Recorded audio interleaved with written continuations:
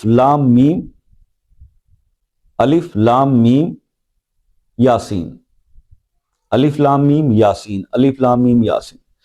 یہ الف لام میم یاسین ایک بار پڑھیں گے، ایک بار کاؤنٹ ہوگا. اس کی آپ نے ایک تسبیح کرنی ہے، اور کب کرنی ہے؟ ہر نماز کے بعد، اول آخر ایک بار درود شریف.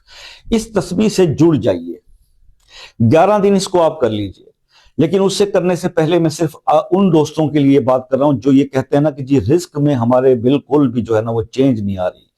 تو بس آپ سے یہ ریکویسٹ ہے کہ جناب حسب توفیق جب اس عمل کو سٹارٹ کریں تو کسی نہ کسی کو کچھ صدقہ دے دیں، ٹھیک ہے. اور اس کے بعد جب اس کا 11 دن بعد آپ اس کو مطلب 11 دن میں آپ کو صرف اس لیے بتا رہا ہوں کہ آپ 11 دن کر لیں، آپ کی زندگی بدل جائے گی، بہتری ہو جائے گی.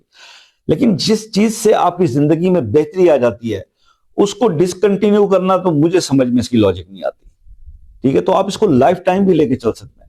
ساتھ ساتھ